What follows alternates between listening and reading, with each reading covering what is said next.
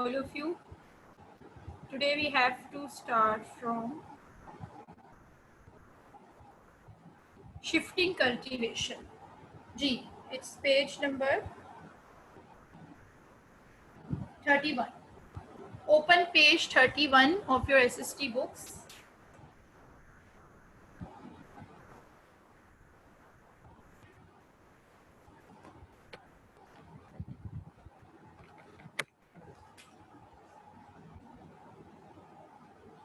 G, I'm starting shifting cultivation. So yesterday we have studied about the nomadic herding that people like of East Africa, the Masai in East Africa, or the Balochi tribes in Balochistan. We have studied that these people are basically they have a lifestyle of nomadic herding or pastoral nomadism. Means to say that they keep on moving with their herd of sheep or goats in search of better lands, in search of better fertile soil for crops to grow. Basically, they are also farmers, but they are nomad. What kind of farming they do? Their farming is called nomadic herding. So now today we have to start from shifting cultivation. This was the previous. Then we have studied their lifestyle. What we have studied about their lifestyles and how do they live. About all that. One, unmute yourself.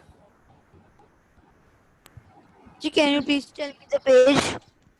Page number is 31, students. Open page 31, all of you. I'm starting from shifting cultivation. G, what do you do if you shift something? Yes, you move it, and that is what farmers do when they practice shifting cultivation. They move and start cultivating a new area. This is the definition of shifting cultivation. Okay, अब आपको पता है जैसे for example अगर हम घर shift करें या हम खुद कहीं शिफ्ट हो तो what do we take our possessions and move to that new area. हम उस नए एरिया में चले जाते हैं ना अपने सामान के साथ. ठीक है.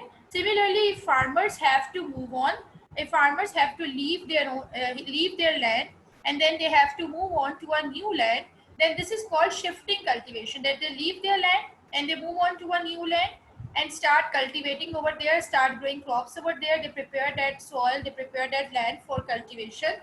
So this is हमारी क्लास की अगर आप करनी है अपनी रिकॉर्डिंग हमारी क्लास की जो हमारी सैटरडे बताऊं जरा मुझे रिकॉर्डिंग होती है सारी क्लासेस की. अब students please don't disturb and concentrate on your books.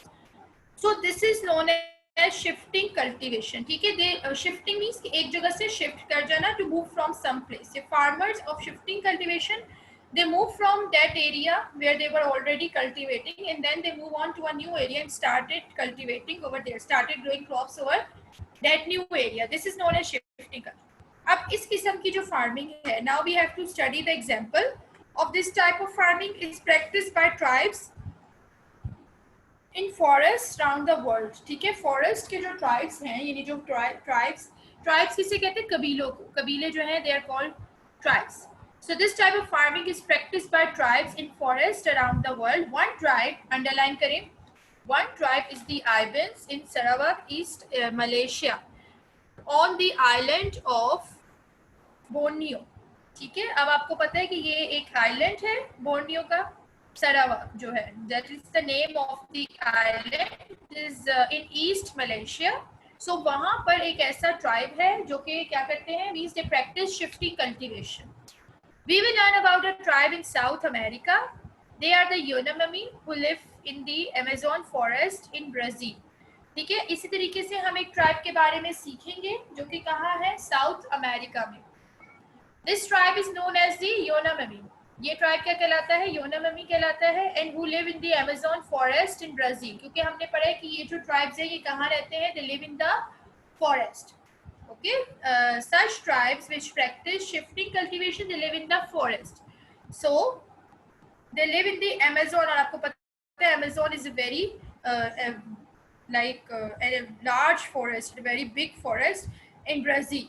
Look at how thick the forest is in the background of the picture, figure 2.27. अब ये जो आपको फिगर नजर आ रही है 2.27, this one, इसमें आपको ये नजर आ रहा होगा कि पीछे, you look at the trees, you can just look at the trees and can guess that how thick the forest is, okay, how dense the forest is. So now we are studying a clearing in the Amazon forest in Brazil. This is a clearing in Brazil, in Amazon. जी रोहान, मेरा ऐसे question था कि जब farmers soil को खोद के उनमें plants डालते हैं तो टीचर उसके लिए हमें वैसे सॉइल का जरूरी होता है, कैसी सॉइल जरूरी होती है? fertile soil. They need fertile soil for that, and they also prepare the land before cultivation. They prepare the land. वो उसके हमने पढ़े थे ना, वो plowing करते हैं, फिर वो उसके ऊपर crops grow करवाना start करते हैं, ठीक है? So now look at how thick the forest is in the background of the picture, figure 2.27. आप लोग देख सकते हैं, it is so thick that very little light gets through between the trees. मतलब ये इतनी thick trees हैं, इतनी dense forest है कि little sunlight can pass through the trees. अब आप सोचिए कि sunlight भी इनमें से इतनी cross नहीं कर पाती, so it means they are very dense. इसका यही मतलब हुआ ना कि ये बहुत ही ज़्यादा thick है, they are very dense forest.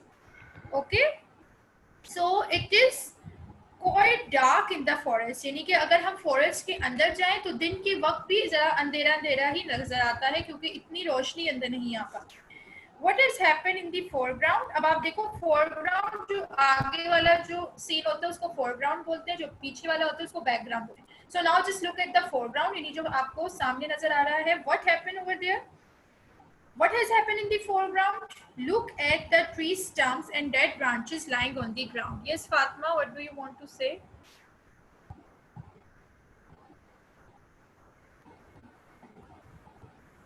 Ji Fatima. Nothing teacher. Nothing teacher. जो गलती से हैंड रेज हो गया था. जी स्टूडेंट्स, अब आप देखो कि what has happened in the foreground. Look at the tree stumps and dead branches lying on the ground. आप देखिए कि कैसे जो है वो tree stumps means जो trees हैं वो they have been cut down and the branches are lying on the floor, on the ground. So what happened? The Yanomami, यानी ये वो उनका बता रहे हैं. They are not talking about the Yanomami in the who live in the Amazon forest in Brazil. हमने उनका नहीं पढ़ा, Iban tribes का नहीं पढ़ा, हम इनके बारे में पढ़ रहे हैं जो हमने कहा है कि साउथ अमेरिका में ट्राइब है. This is a tribe in South America. So underline करें, the Yanomami make clearings in the forest so that they can grow food crop. अब ये इस लैंड को क्लियर कर रहे हैं. क्लियरिंग्स मीन्स कि they are clearing the land. Clearings means they are clearing the land. They are cutting down the trees so that they can prepare the land for growing trees. Oh sorry, for growing crops. ठीक है, ये अब land को clear कर रहे हैं, क्लियरिंग्स बना रहे हैं so that they can prepare the land for growing crops. So इसको अंडरलाइन करें, so that they can grow food crops. They cut the trees down with axes and leave them to die. Can you think why they leave the tree stumps? Then they cut up the dead trees and burn them. यानी वो जो मतलब यानी ये जो tree stumps किनको कहा गया, जो थोड़ी सी बेस रह गई है ना ट्री की, इसको इन्होंने छोटी है, बाकी ट्रीज को वो कट डाउन कर रहे हैं. उसके बाद वो क्या करते हैं उनको and leave them to die. फिर जारी बात है खुद ही जब ब्रांचेस कट डाउन हो जाती हैं तो वो खुद ही रॉट कर जाती हैं, तो वो डाई हो जाते हैं. Can you think why they cut up the dead trees and burn them? और ये इन ट्रीज को जला भी रहे हैं. they are also burning down the trees. Look at the patches of ashes in the foreground of the picture. आपको यहाँ पर ऐश भी नजर आ रही है ना, ये देखो, ये बिल्कुल फ्रंट पे आपको ऐश नजर आ रही होगी. Just look at the ashes in the front of the picture. You can see the ash, ना, the black color, the black and grey color ash. So the Yanomami spread these ashes over the soil in order to add nutrients to the soil. आपको पता है कि ये जो ashes है इसका वो क्या कर रहे हैं, ये वो स्प्रेड कर रहे हैं सॉइल पे ताकि सॉइल के अंदर न्यूट्रिएंट्स ऐड हो सके. ठीक है, इट मींस एशेस जो है they are laying down the ashes so that nutrients, क्योंकि ये ट्रीज की एशेस है ना जो ट्रीज उन्होंने बर्न किए, तो इसका मतलब इन ऐश के अंदर भी न्यूट्रिएंट्स प्रेजेंट होंगे और वो इन न्यूट्रिएंट्स को सॉइल में ऐड करना चाहते हैं, इसी वजह से वो ऐश को स्प्रेड कर रहे ओवर द ग्राउंड. अंडरलाइन करें, the Yanomami spread these ashes over the soil in order to add nutrients to the soil. They poke holes in the soil with a stick and drop seeds in. इसी तरीके से फिर वो soil में holes कर रहे हैं. They are making holes in the soil and then they are putting seeds in it. Okay, I'm repeating page 32 पे we are studying the second paragraph. If anyone has come late, they should know.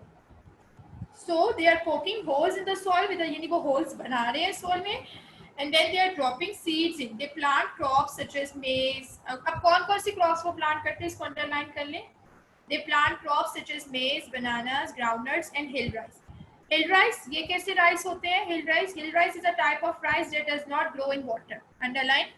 हमने पढ़ा था अभी जब हम पीछे जो हम cultivations पढ़ते आए हैं, we have studied that rice needs a lot of water for its growth.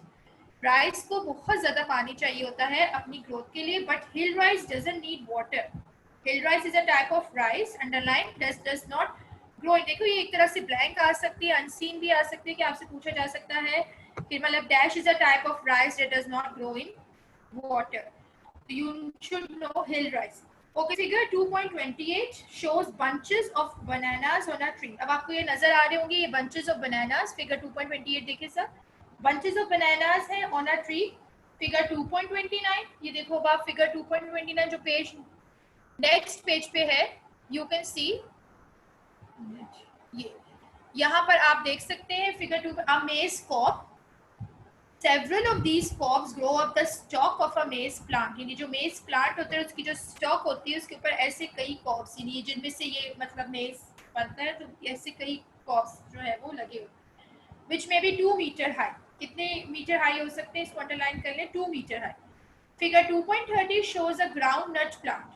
अभी देखिए groundnut plant है फिगर 2.30 उसके साथ ही है. This one is a groundnut plant. Now the nut is the seed. Groundnut plant क्या है? The nut is the seed. Nut जो है it is the seed and 2 nuts grow in a seed pot.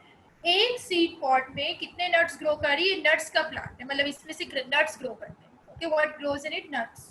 So 2 nuts grow in a seed pot. एक seed pot में 2 nuts grow करते हैं. These seed pods have to be dug out of the ground. In seed pots को ground में से डग करना पड़ता है. ठीक है, मतलब निकालना पड़ता है, फिर ही हम उनमें से ये नट्स निकाल सकते हैं. अब इसी पेज पर हूँ मैं, पेज नंबर 33 पे.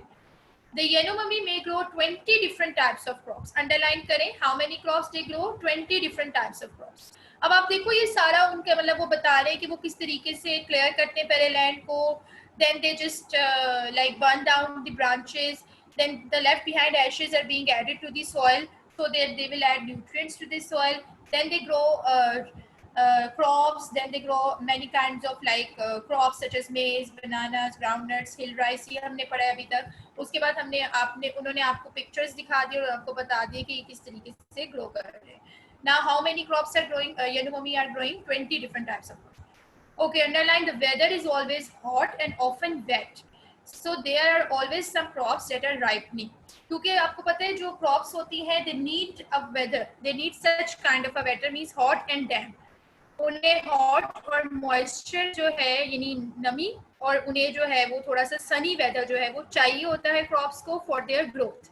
दे always needs a hot and wet weather for their growth. This gives the people a continuous food supply. अब ऑब्वियसली उन्हें कोई स्पेंड नहीं करनी पड़ती मनी, कहीं बाहर से उन्हें नहीं लेना पड़ता. Most of them are farmers. They grow their own crops and they have their own feed. यानी वो उसी को ही ग्रो भी करते हैं, सेल भी करते हैं और खुद खाते भी हैं. तो weeding also has to be done. Weeding मैंने आपको पढ़ाई थी ना. Weeding, what do we mean by weeding? Weeding means to जो एक्सेसिव वीड्स होती हैं मतलब जो घास सही नहीं होती उसको रिमूव कर दिया जाता है. Weeding also has to be done and they chase away any wild animals that come out of the forest to eat their crops. क्योंकि forest है, so there must be wild animals. So these people they chase out the animals that come out the forest to eat their crops. When making the clearing, they also have to build their houses. अब आपको इस picture में नजर आ रहा होगा कि जब ये इस लैंड को क्लियर कर रहे हैं for growing crops, so they also build their houses. ये देखो यहाँ पे आपको घर भी नजर आ रहे होंगे. They are also building their houses while they are clearing the land. So when making the clearing, they also have to build their houses. Look back at the house in figure 2.27. What do they use to build it? मतलब ये किस चीज से बनाते होंगे? You have any idea? if anyone has, you can tell me what do they use to build it, यानी वो किस चीज से बनाते होंगे? Yes, फातिमा.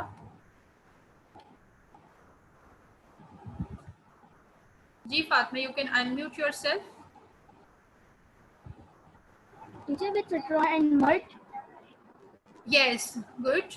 ये they can grow with straw and with mud, यानी mud houses भी बना सकते हैं, straw से भी बना सकते हैं, मतलब जो चीज़ें उन्हें अवेलेबल हो वो उससे बना सकते हैं. Obviously brick houses तो वो नहीं बना के बैठ सकते ना forest में, तो वो इन्हीं चीज़ों से बनाते हैं. After a few years of growing crops, the soil loses its nutrients. ठीक है, soil में से उसके nutrients खत्म हो जाते हैं. It becomes so poor, underline, it becomes so poor that the crops don't grow well. Obviously जो उसके nutrients थे वो by the time वो finished हो जाएंगे, क्योंकि जो crops हम grow कराएंगे वो nutrients ले लेंगी. So by the time the nutrients will be finished and it becomes so poor, soil की बात हो रही है, that the crops don't grow well. So now the Yanomami decide to move to another part of the forest and start all over again. What do you think happens to the old clearing? Think about the heat and the rain.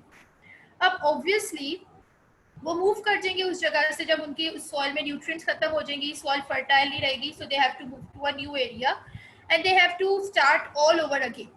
और वो कह रहे हैं कि जो old clearing थी उसका क्या होगा? उसका क्या होगा कि उसमें जो है ऑब्वियसली वो बैरन लैंड ही हो जाएगी, पीछे कुछ भी नहीं बचेगा, या मे बी अगर कोई और वहाँ पर कल्टीवेशन स्टार्ट करे, so some trees can be grown over there. So think about the heat and the rainfall. और क्योंकि हीट है और रेनफॉल है तो वो उस जगह को बिल्कुल ही मतलब वो कर देगी. हीट बहुत ज़्यादा एक्सेसिव हीट तो अच्छी नहीं होती ना सॉइल के लिए. It will dry up the soil. Okay, so there can be many reasons which can happen to the old clearing. So nowadays some of the Yanomami sometimes have to stay on their clearings for many years even though their crops are poor. यानी अब की वो बात बता रहे हैं कि अब क्या होता है कि कई जो ऐसे लोग हैं, मतलब ये जो ट्राइब है, they have to stay on their clearings for many years even though their crops are poor. मतलब अगर उनकी crops अच्छी नहीं grow हो रही, soil उनकी poor हो गई है, even then they have to stay. This is because logging companies have cut down large areas of the forest. Logging companies मतलब जिन्हें ये logs चाहिए होते हैं ना, यानी ये जो trunks होते हैं trees के, उनको logs पड़ते हैं. So जिनको मतलब जो logging companies हैं means they which need the trunks, which need the branches of the trees for furniture, for making furniture and for houses. So वो जो है वो उन्होंने बहुत ज़्यादा ये cutting कर दी है forest की. So the Yanomami cannot have much area of the forest for themselves. ठीक है, तो इसीलिए वो stay करते हैं फिर यहीं पे. So there are fewer areas of forest left for the Yanomami. This is also the problem for tribes in other parts of the world such as the Ibans and Sarab. यानी वहाँ के लिए भी यही problem है, क्योंकि हमने पढ़ा है कि ये forest में cultivation करते हैं. Look at the areas of shifting cultivation shown on the map, figure 2.31. Okay, now you can look at the figure 2.31. In which parts of the world are there? अब आप देखो कि ये जो मैप है इसमें उन्होंने आपको जो रेड कलर है ये आपको क्या शो कर रहे हैं? सारी ये शिफ्टिंग कल्टीवेशंस दिखा रही है कि यहाँ पर जो ट्राइब्स हैं they are doing shifting cultivation, means they are continuously shifting their cultivation to new areas. ठीक है, अब ये आपको एक्टिविटी उन्होंने दी हुई है, ये आप लोग बाद में कीजिएगा. Compare this map with the map figure 3.2 page 37. What do you notice? Can you see that the areas of shifting cultivation are not just scattered anywhere in the world but form a pattern. तो आप लोग इसको compare कीजिएगा और उसके बाद मैं फिर आप लोगों से रिजल्ट पूछूंगी कि आपने क्या इसमें फाइंड किया. Okay, we will discuss it later. चलिए, अब नेक्स्ट है प्लांटेशन. टीचर हमने क्या घर में करना है, जरा आप दोबारा बता दें.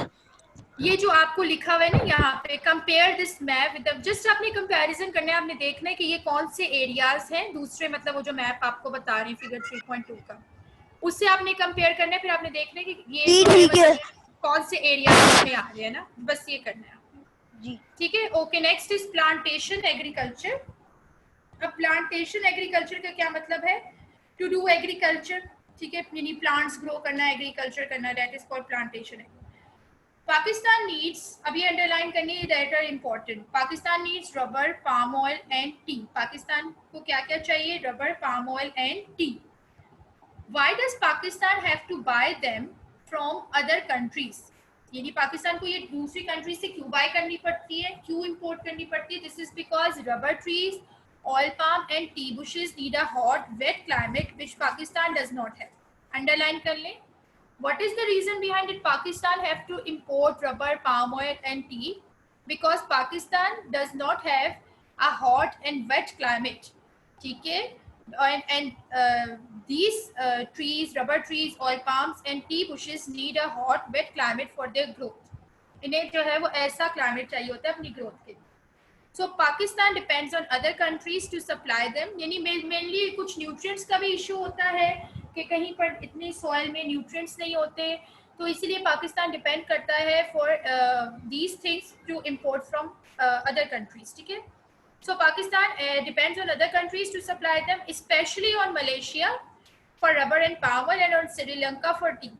ये important है. These are also come as like objectives. तो आप इसको भी अंडरलाइन कर लें कि पाकिस्तान जो है वो दूसरी कंट्रीज पे डिपेंड करते हैं, specially Malaysia for rubber and palm oil and on Sri Lanka for T.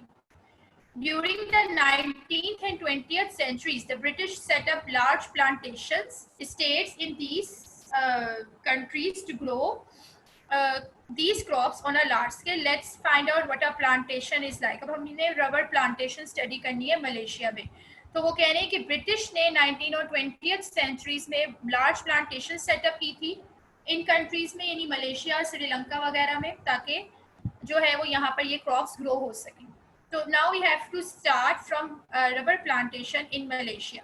So you understand what do we mean by कि पाकिस्तान को रबर, पाम ऑयल और टी चाहिए, बट आपको पता है कि हमारे यहाँ ना तो टी ग्रो कर सकती है, ना पाम ऑयल, और ना ही rubber. So Pakistan needs to, Pakistan depends on other countries to supply these things. अब हमने वही स्टार्ट करनी है रबर प्लांटेशन इन मलेशिया से. The scale on the map figure 2.32. अब आप देखो ये जो फिगर 2.32 आपको नजर आ रही है, what is this? A rubber plantation in Malaysia. ये स्केल है मैप का, shows that it is a very large plantation. ये पूरी प्लांटेशन किस चीज की है? Rubber plantation. ये देखो स्टेट रोड है, ओल्ड रबर ट्रीज हैं, क्योंकि रबर भी किससे बन रहा है? रबर ट्रीज से. रबर ट्रीज आपको नजर आ रहे हैं, जो आप देखो की में आपको बताया हुआ है उन्होंने. अब जो रबर ट्रीज है वो किस में है? ये डॉटेड और ग्रीन कलर में, ये ओल्ड रबर ट्रीज है. State manager house and garden number 1 पे है. नंबर 2 पे है लेटेस्ट टैंक. अभी हम ये पढ़ेंगे ना, तो हम चले पहले इसको पढ़ लेते हैं, फिर हमें आइडिया हो जाएगा. Okay, what is there outside the plantation boundary? Plantation boundary के बाहर क्या है? Where is the plantation boundary? Okay, this one is the plantation boundary. ये जो मतलब ग्रीन कलर है, ये सारी प्लांटेशन हुई हुई है, और इसके बाहर ये वो दिखा रहे हैं नर्सरी है, रबर सीडलिंग्स की, फूड क्रॉप्स है, वेजिटेबल प्लॉट्स है, मतलब ये सारी चीजें जो है वो ग्रो कर रही है. Now can you see that the plantation owners have made a very large clearing, यानी उन्होंने बहुत बड़ी क्लियरिंग बनाई हुई है. Obviously if you just look at the map, this full green color, मतलब ये जो आपको डॉटेड ग्रीन नजर आ रहा है, ये सारी रबर प्लांटेशन. इट मीन्स कि जो ओनर्स हैं उन्होंने बहुत बड़ी क्लियरिंग बनाई है. They have much more money than the Yanomami और आइवंस, क्योंकि उनके पास तो ना तो इतनी बड़ी क्लियरिंग्स होती है, और ना ही वो इतने, मतलब उनके पास भी होती है, लेकिन they have to like spend much on that ना. सो इसी वजह से वो कह रहे हैं कि इनके पास बहुत ज्यादा बड़ी क्लियरिंग है. So they have much more money than the Yanomami or the Ibans. तो इसी वजह से अब हमने पढ़ा था कि जो यानोमामी है वो ट्रीज को कट करने के लिए क्या यूज करते हैं? एक्सेस, यानी एक्स जो होती है. और जो ये है, मतलब ये जो मलेशिया के लोग हैं, जो फार्मर्स मलेशिया के हैं, दे यूज चेन सॉस, मतलब it's also kind of an instrument. मतलब वो जो ऑटोमेटिक चलती नहीं है, एक लाइक ब्लेड टाइप होता है जिसकी, मतलब उसको एक दफा प्रेस कर दो तो वो चलता जाता है, वो कट कर देता है ट्री को. शायद आपने किसी ने गेम में या किसी उसमें देखा हो. तो वो चेन सॉज होती हैं, उसके जरिए आप कट कर सकते हैं ट्रीज को. तो ये चेन सॉज यूज करते हैं instead of access to cut down the forest. The owners also build houses for their workers, यानी वो अपने फार्मर्स के लिए, अपने वर्कर्स के लिए जो है वो हाउसेज बिल्ड करते हैं. They build houses. Okay, Look again at the map. What else do the owners have to build? यानी उनको और क्या क्या बिल्ड करना पड़ता है, ये भी अभी हम देखते हैं. ओके, अंडरलाइन करें The rubber obtained from the rubber tree is a thick, white, sticky liquid called latex. अब जब वो रबर ट्रीज ग्रो करते हैं तो उसमें से उन्हें रबर मिलता है, और जो रबर होता है वो किस तरह से होता है, thick, white, sticky liquid, and it is called latex. जो रबर उन्हें मिलता है रबर ट्री में से, which they obtain from a rubber tree, is a very thick, white, sticky liquid. It's called latex.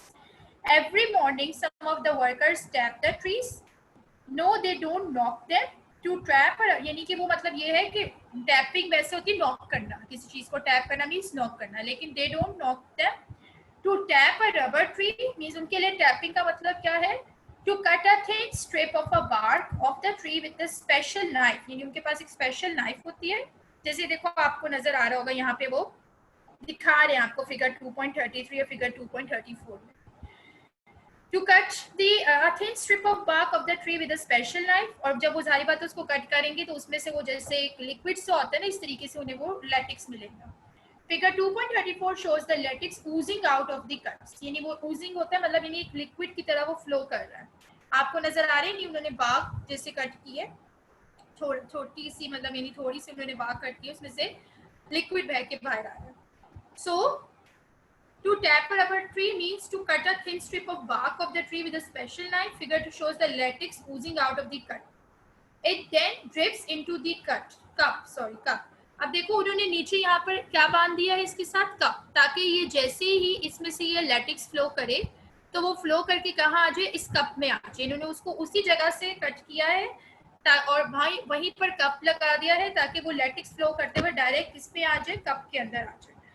So it then drips into the cup that has been tied to the tree with wire. ये किस तरीके से joined है with a wire जो cup है. Can you see the wire? आपको नजर आ सकती है अगर आप closely अपनी बुक पर देखो तो you can see the wire, the white color, बहुत ही मतलब minute सी नजर आ रही है हल्की.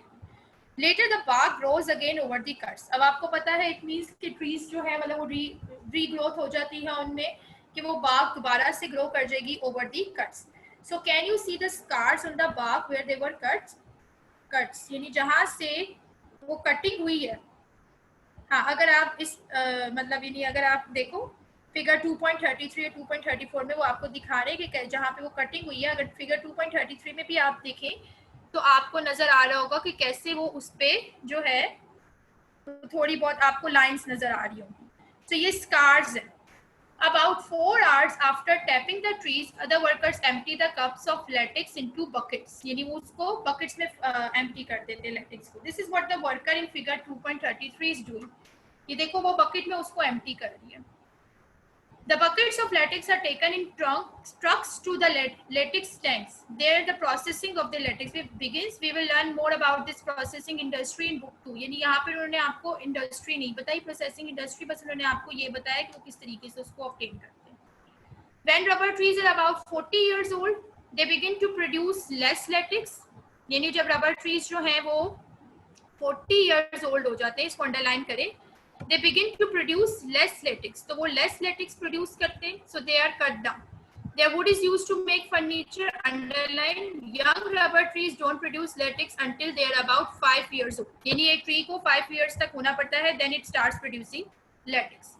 They are grown in the nursery. ये आपको इधर फिगर पिछले मैप पे आपको नजर आ रहा होगा कि नर्सरी है रबर सीडलिंग्स की.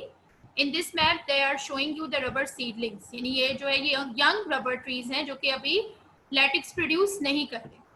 So they are grown in the nursery until they are ready to be planted out in the place of the old trees. ठीक है, यहाँ पर जो है old trees है और ये देखो ये पूरी rubber plantation है. So they are showing you in the maps. A large plantation produces a very large amount of latex every year. Underline, research is done into the best methods of cultivation and tapping, and the latex produced is of a high quality. यानी इसमें से जो latex produce होते हैं वो बहुत ही high quality होते हैं. Okay, last topic is agriculture as a system. We have now studied some of the many types of agriculture that are practiced in the world. They are all different, yet they are all the same. How can they all be the same? Well, each type of agriculture can be divided into 3 parts. ठीक है, हर तरह की agriculture जो है उसको हम divide कर सकते हैं कितने पार्ट्स में, 3 पार्ट्स में. Input, processes, outputs. इनपुट्स क्या है? These are all the things necessary to create a particular type of agriculture. जैसे न्यूट्रिएंट्स चाहिए जो न्यूट्रिएंट्स चाहिए, जो भी चीजें चाहिए वो इनपुट्स हैं। प्रोसेसेस क्या है? These are all the activities necessary to make the crops grow and to look after animals. कि मतलब यानी जाहिर सी बात है, जब क्रॉप्स ग्रो कर रही है तो उस दौरान जो फैक्टर्स हैं, जैसे वेदर है, पेस्ट कंट्रोल करने हैं, ये सारी चीजें जो हैं इनको लुक आफ्टर करना है। दीज आर द प्रोसेसिंग, यानी during the crops, when the crops are growing, during that time we have to look after the crops. we also have to look after the animals कि कोई animals crops को खराब ना कर दे। then output, these are all the things that are produced। तो ये agriculture का system है। अब जो चीजें प्रोड्यूस होती है, जैसे आपने मेज क्रॉप ग्रो की है तो ऑब्वियसली क्या प्रोड्यूस्ड होगा? मेज। राइस की क्रॉप ग्रो की है तो क्या प्रोड्यूस होगा? Rice. so these are all the things that are produced। input, processes, outputs। जैसे कंप्यूटर में होता है, we feed the input, then it start processing and then we get an output। We can show 1, 2 and 3 as a diagram. See figure 2.35. Why does the diagram have arrows? The arrows show that inputs are necessary to make it possible to carry out the processes। अगर आप input नहीं करोगे, अगर हम seeds नहीं put करेंगे, अगर हम nutrients put नहीं करेंगे तो crop grow नहीं करेगी। तो inputs are necessary for processes, यानी कि crops की growth के लिए क्या जरूरी है कि हम seeds भी put करें, हम nutrients भी उसमें डालें, हम water भी add करें।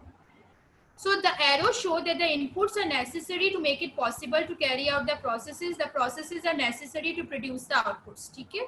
When we divide a type of agriculture into these three parts, we are learning about it as a system. We have already learned about shifting cultivation, but now we will now think about it as an agricultural system। ये क्या है? ये एक agricultural system है। Read pages 31 to 33 again. आप लोगों का ये काम है कि आपने दोबारा से इन पेजेस को रीड करना है जो आज हमने पढ़े हैं। Can you pick out the input, processes and outputs.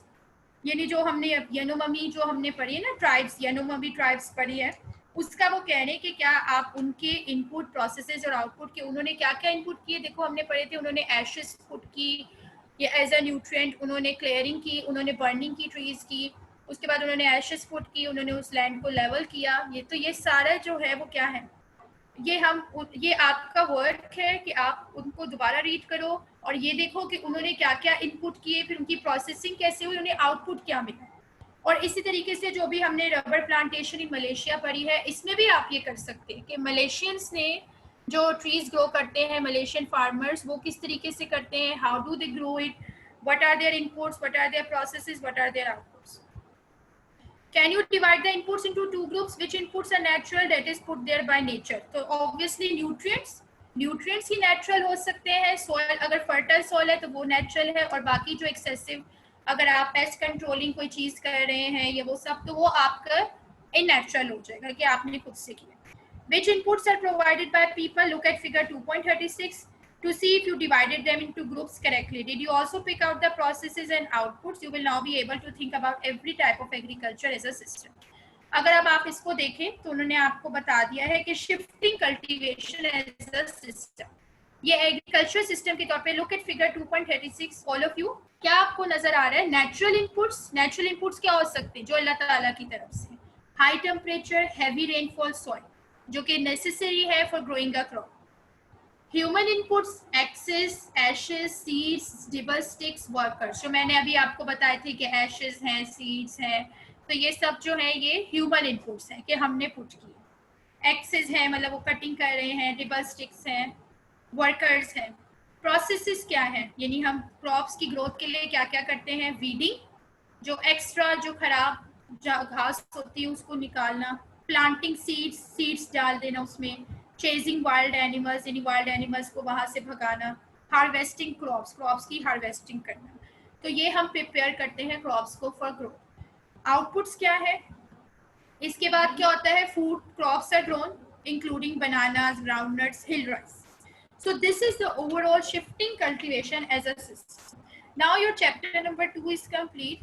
Homework is you have to complete the question answers and all the blanks and true false of this chapter. ठीक है? उसके अलावा आप मुझे बताएं कि what kind of जो मतलब यानी क्वेश्चन, थोड़ा सा मैंने टाइम ऑब्वियसली चैप्टर फिनिश कराना था इसलिए ज़्यादा ले लिया। तो अब आप मुझे बताएं what do you understand from shifting cultivation? Who will explain with example? Raise your hands.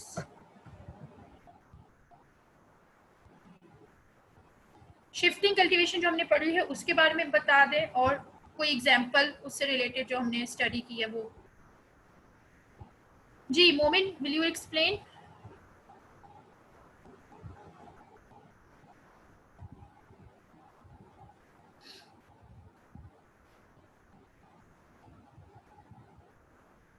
Yes, students, unmute yourself.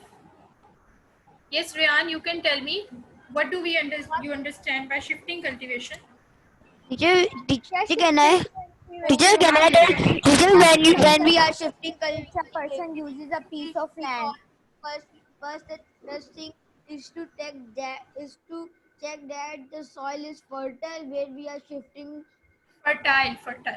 fertile, and then they plug the field farming, and then after 2 or 3 years the crops begin to start. The No, crops not and 2 or 3 years. Crops need just some months for their growth. Like we have studied kharif crops. हाँ, अगर rubber plantations है तो plantations need time, जैसे हमने rubber plantation study की है उसके लिए हमें टाइम चाहिए। खरीफ ठीक है, क्रॉप्स के ओके। अगर थोड़ी एग्जांपल्स बताएंगे, खरीफ क्रॉप्स एग्जांपल्स। खरीफ क्रॉप्स जो समर में जो क्रॉप्स ग्रो करती हैं, जैसे वीट है, राइस है, ये सब खरीफ क्रॉप्स हैं। और अगर जो मतलब पल्सेस की क्रॉप्स होती हैं ये खरीफ क्रॉप्स में आती हैं। ठीक है, okay. Now okay, which tribe we have studied? Yes, which tribe have we studied? Yes, Fatima, you can tell. Hurry up, students, unmute yourself. yes, teacher. Which tribe have we studied? कौन से tribe हमने पढ़ा है? Which Tribe have we studied ना? कौन सा tribe हमने study की है? Yes, anyone else? Urbans and Yanomami. We have studied Yanomami. yes, Yanomami study की है ना हमने? Yanomami. yes. Okay, what do they grow? What do they grow? Welcome. What do they grow? Anyone?